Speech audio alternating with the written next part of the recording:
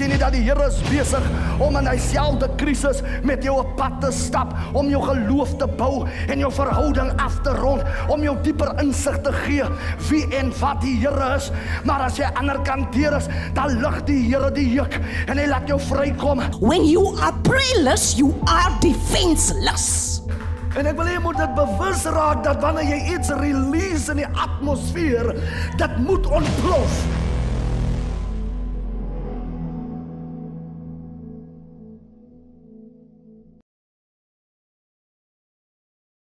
Hartlike goeienaand, Pastor Swarts van TTW Bedieninge, wees gegroet in die mooi, soete, oorwinnende naam van ons Here Jesus Christus. Wat 'n wonderlike voorreg vanaand weer eens om natuurlik die woord van die Here aan u te deel.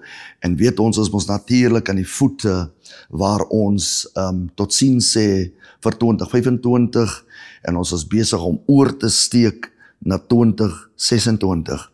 En vanaand wil ek graag hê ons moet oopmaak in die boek van Matteus hoofstuk 8 vers 23. Jesus maak die storm stil. Jesus maak die storm stil. En ek wil hê jy moet vanaand luister, want God het 'n woord vir die volk van die Here wat besig is om hulle gereed te maak om vir die ou jaar tot siens te sê en vir 2026 te sê ek is gereed vir jou. En ons lees saam, ons sien nie, en toe hy in die skei klim, het sy disippels hom gevolg. En daar het 'n groot storm op die see gekom, sodat die skei toe was onder die golwe, maar hy was aan die slaap. Daarop kom sy disippels en maak hom wakker en sê, Here, red ons, ons vergaan. En hy sê vir hulle, waarom is julle bang, klein gelowiges? Staan hy op en bestraf die winde en die see, en daar het 'n groot stilte gekom. En die manne het hulle verwonder en gesê, wat vir 'n mens is hy, dat selfs die winde en die see hom gehoorsaam is. Vader, sien die woord, heilig die woord, Here, salf my tonglippe van klei, inspireer my deur die krag van die Heilige Gees, en ek bid vir die invloed van die Heilige Gees, hulle wat self sit vanaand voor hierdie kassie, Here, dalk voor 'n selfoon, dalk voor die televisie, dalk op 'n laptop, Here, om hierdie preek te kyk. Ek bid dat U, Here, hierdie woord sal seën tot die harte van hulle wat gehonger is, liewe Here, om te hoor wat die Gees van die Here aan die gemeente wil sê. Vader, ons vra dit en ons bid dit in Jesus naam. Amen. My liewe vriend, ek wil vanaand iets deel geweldig met u. Ek lees hierdie gedeelte, ons sien natuurlik as ons so 'n bietjie diep in die geskiedenis en in die agtergrond gaan kyk rondom die disippels van Jesus, kan ons sien dat 'n hele paar van hulle vissermanne was. Ons het natuurlik gekom kry later die tax collector en ons het ook kom kry die dokter Lukas, die tax collector Matteus en so praat ons. En maar hier praat ons natuurlik van Petrus hulle en hierdie manne wat natuurlik 'n groep was wat saam met Jesus beweeg het, want Jesus het hulle gekies en hulle was deur die Here gekies om natuurlik saam met hom op hierdie pad van die evangelie te beweeg. Maar dit was 'n geweldige interessante reis vir hierdie 12 gewese, want deur Jesus en in Jesus het hulle God gesien. Hulle het God ervaar en God het hom geopenbaar in alle areas van hulle lewe. So hulle die volle getuie het hulle gekry ten spyte van Judas. Selfs Judas het eintlik sy werk suksesvol voltooi, want hy moes die deur oopmaak vir Jesus om vir ons sondes te sterwe. En baie keer is daar ook Judasse in ons lewe. En dan sien ons dat Judasse het die goeie reputasies en het ook die goeie beelde nie, maar soms het ons 'n Judas nodig om ons in ons destinasie te bring. Was Judas nie daar nie, sou Jesus nooit by die kruis uitgekom het nie. Maar omdat Judas daar was, het Judas die deur na die kruis geoopgemaak. En dit was die purpose van Jesus. Sommige kere dan vervloek ons Judasse, ons raak kwaad vir Judasse, maar weet net vandag dat jou einste Judas is jou einste blessing, want dit is daai Judas wat jou vat na jou destinasie. Klink baie snaaks, maar dit is waar dit is en dit is wat dit is. Ons moet weet dat elke een in die aarde het sy unieke rol. Hy het sy unieke kwaliteit wat hy bring om ons lewens omstandighede te shape, afronding te bring, kwaliteit na vore te bring in die karakter, kwaliteit te bring in jou integriteit en so aan, jy weet. So die Here is besig met groot dinge.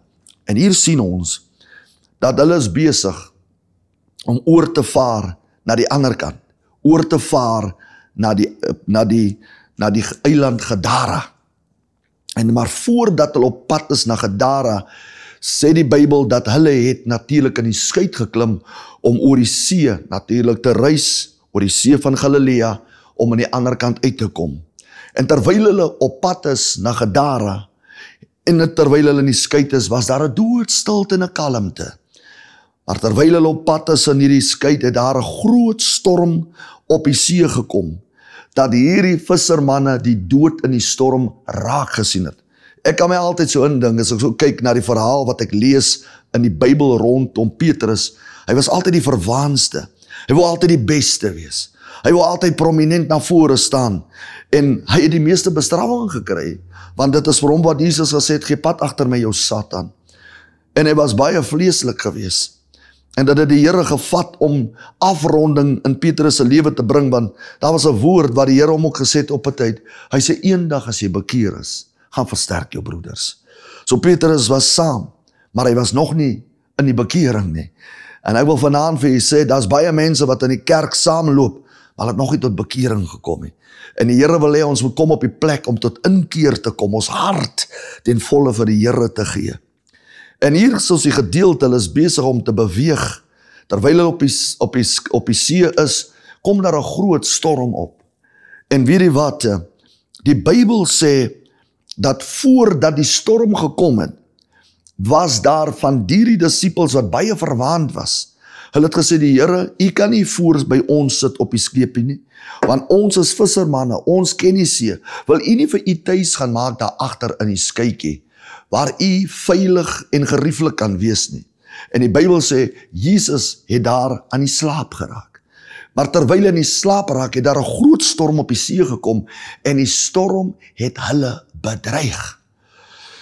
Sommige kere moet ons dink, wanneer daar 'n storm kom op ons pad, dan sien ons altyd die duiwel in die verhaal.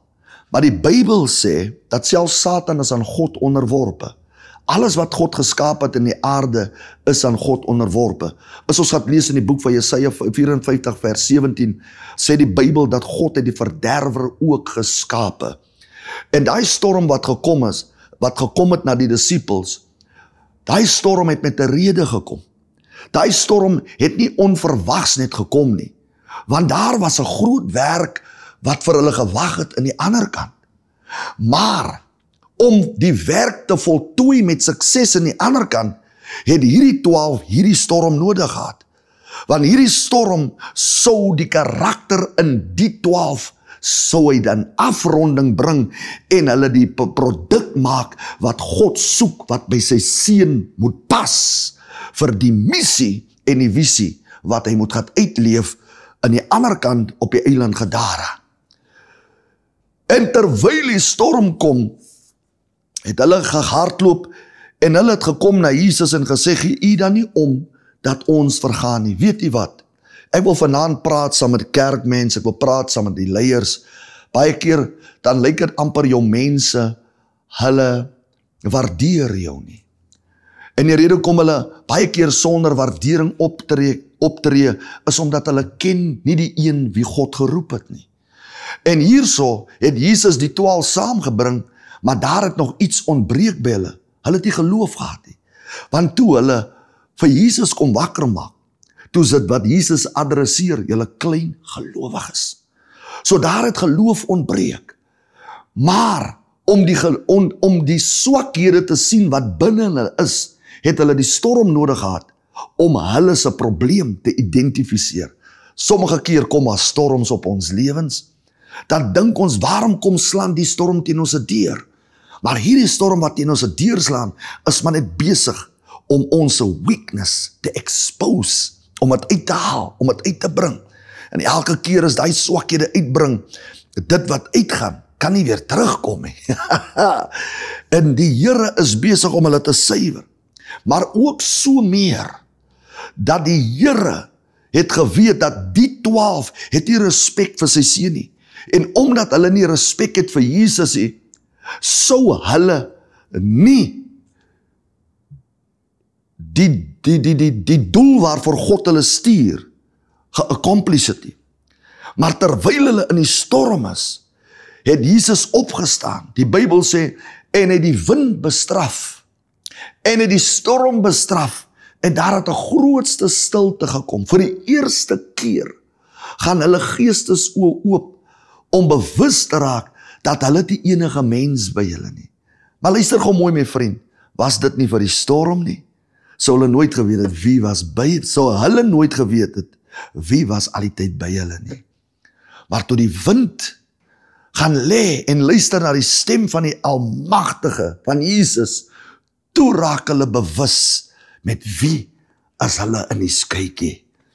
Ek wil vanaand vir u sê, ons is besig op pad 2026. En weet jy, hier in 2025 het ons baie ongeloof gehad.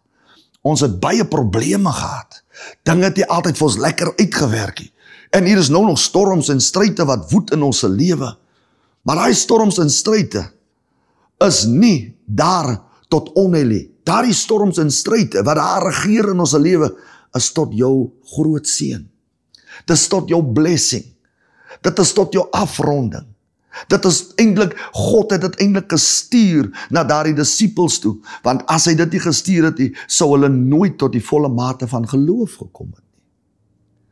En daai storms wat ons in 2025 in hierdie jaar ervaar het, dit is goeie storms. Ons moes hierdeur kom, want dit was die storms wat afronding gegee het. Dit was die storms wat jou gebring het weer terug in gebed. Dit was die storms wat jou weer jou Bybel laat lees het. Dit was die storms wat jou natuurlik afronding gegee het, dat jy God kan verstaan. Die Bybel sê, toe hulle aan die ander kant afklim, toe is daar die duiwelbesete man van Gadara, was toe in die berge gewees. En hulle sê, daar kom 'n sekere tyd van die dag, dan neem die demone oor van hom. En die Bybel sê, dat die identiteit was gegee, dat daar was 2 legioene in hom. 1 legioen is omtrent 3 tot 6.000 soldate.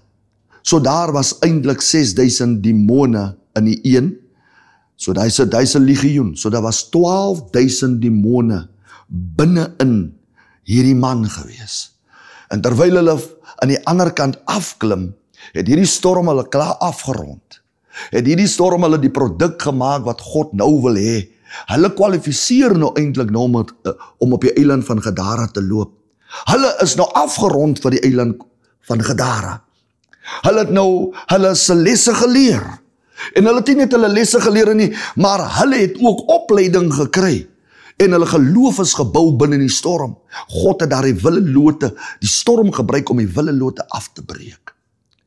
Baie keer, dan hou ons nie van storms nie, ons hou nie van setbacks nie, ons hou nie van krisis nie, dinge moet met ons gebeur, en dinge moet vir ons agteruit, luister, ons het nodig, want daardie dinge wat kom na ons toe, breek al die wille waterlote af, en dit bring ons weer, onder die krag en onder die salwing van die Here, dat ons weer kan uitstyg, en vir God uitstaan, en God kan met trots na ons kyk, van die waterlote is van ons al weggebreek en ons kan nou vrug dra, soos God dit van ons verlang. My liewe vriend, toe hulle voete daar afsit, op die eiland van Gadara, het daar die 12.000 demone na die man afgevaar na Jesus toe. Maar toe hy nader kom, toe sien hy dat die is die seun van die lewende God. Maar weet jy wat? Jesus is nie nou meer alleen nie. Jesus is nou met 12 manne wie afgerond is met 'n salwing van geloof op hulle lewe. Ek gaan dit weer sê. Hulle is afgerond met 'n salwing van geloof op hulle lewe. Hoekom sê ek 'n salwing? Want as jy 'n salwing van die Here ontvang as 'n man van God, dan staan jy in jy holte office om met 1000 demone te kan deel. Kom ons kyk of dit die waarheid is. Die Bybel sê, toe die gees van die Here oor Simson kom, het hy eselkakebeen gemaak, en hy 200, 300, hy het 1000 man verslaan, toe die gees van die Here, toe die salwing oor Simson kom. En nou kan jy net gou die getalle bereken, binne in hierdie man van Gadara is 12.000 demone, en Jesus kom van hierdie kant af, met 12 opgeleide manne, wat 'n salwing het, wat van die water afkom, uit die storm uitkom, en toe die demone dit sien, hulle het nie net geval, terwille van Jesus nie, hulle het ook bewus geraak, dat elke man wat hier kom, is nie 'n gewone man nie, dis manne, wat salwing het, die storm het salwing gebring, die druk in die middel van die see, het olie in die man se lewe gebring, en hulle het ook geweet, dat die salwing van God is so dinamies, dat 1000 demone deur een salwing vernietig kan word. En toe die demone die kode sien, aankom op die strand, toe raak hulle bewus, dat hulle staan nie 'n kans teen hierdie manne, wat besig is om die bergpaadjie op te kom nie. Die Bybel sê hulle het onmiddellik gesurrender. Hulle het gesê, meester, Here, moet ons tog nie pynig nie, maar laat toe dat ons in die varke vaar. Laat toe dat ons in die varke vaar. En die Here het gesê, laat dit so wees, want hulle het self geweet, hulle sal nooit die oorlog kan oorwin nie. Ek wil vanaand praat saam met iemand. 2026. Moenie dink dat jy 2025 so moeilike jaar gewees, het nou dink jy, as die jaar so was, hoe gaan dit volgende jaar? Nee, jou 2025 was 'n jaar gewees, wat jou voorberei vir jou oorwinnings, wat jy moet gaan haal in 2026. Daar kan 12, daar kan 'n klomp demone wees, maar jou stryd waar jy kom in 2025, het jou afgerond, en het jou die salwing gegee, die kapasiteit, om met hulle wat jou seën terughou in 2026, om het van hulle af te gaan neem. Want die demone wat jou blessings vashou, hulle moet eintlik buig, want jy sal dan die mag en die autoriteit het, om aan hulle opdrag te gee, dat hulle moet die sleutels oorhandig van jou sukses. Hulle moet die sleutel oorhandig van jou deurbrake. Hulle moet die sleutels oorhandig van die seën wat ryk maak, soos die woord sê. Hulle moet dit aan jou oorhandig, want God het nie verniet toegelaat, dat jy in 2025 deur al haar stryd te gaan. Hy het 'n plan gehad. Net soos daar die 12 deur die see gekom het, het daar 'n groot storm op die water gekom, dat hierdie manne hulle was boobasvissermanne. Hulle het eintlik vir Jesus agter in die skytjie gaan sit. Hulle sê, Here, as die wind suid opkom, maar weet ons hoe om hom te verlê. As die wind wes opkom, maar weet ons hoe om hom te verlê. Ons is kunstig op die see. Ons is die manne. Maar toe die see, toe die water, toe die wind kom, en die golwe maak die bootjie toe, het hulle begin te vrees, bevange geraak. Hulle het angstig geraak. En wat het hulle gesê? Here, help ons vergaan. Wat gebeur toe? Here het opgestaan, die winde bestraf. Maar die storm het 2 dinge gedoen. Dit het 'n salwing op hulle lewe gebring, geloof in hulle lewe restol, en hulle ook gewys, die persoon wat met hulle is Jesus. Hulle moet hom respek, want hy is die man wat gesag dra. Toe hulle aan die ander kant kom, toe was die demone, kon nie eens met hulle praat nie. Hulle het klaar waargeneem, dat hulle sê 'n match vir die manne, wat nou net deur die hel van die storms gekom het nie. Jou storm, waardeur jy kom, het demons bewus gemaak, dat jy is die enige persoon nie. Jy is uitgekies, en jy is deur die Here geroep, en jy is deur die Here gesalf, om die seën van die Here in besit te neem. Ek wil vanaand praat. Ek wil praat saam met 'n moeder, ek wil praat saam met 'n vader, maak nie saak in watter omstandighede jy is nie, dat die Here het toegelaat, vir jou pyn waardeur jy gaan. Maar God het iets groter in 2026 vir jou in store, meneer. Maak nie saak, jongman, waardeur jy gekom het nie. Dalk voor die howe gestaan. Jy moes getuienisse aflê. Dalk was jy skuldig, maar die Here het vir jou tweede kans gegee. En weet jy waarom? Daardie hofstorm moes gekom het, sodat jy kan weet wie die Here is. Sodat waar jy nou uitbeweeg, dat jy die naam van die Here kan groot maak. Want jy het nou 'n salwing ontvang om 'n getuie vir die wêreld te wees en hulle te vertel wie en wat Christus is. Jongman, jy wat vanaand sit vasgekeer in dwelms, jou lewe, as jy terug gaan kyk, 'n potensiale kind, vandag het Satan het reg gekry om jou in hierdie helse storm te gee. Hy storm was nie gegee dat jy daar moet bly nie. Vanaand praat die Here met jou.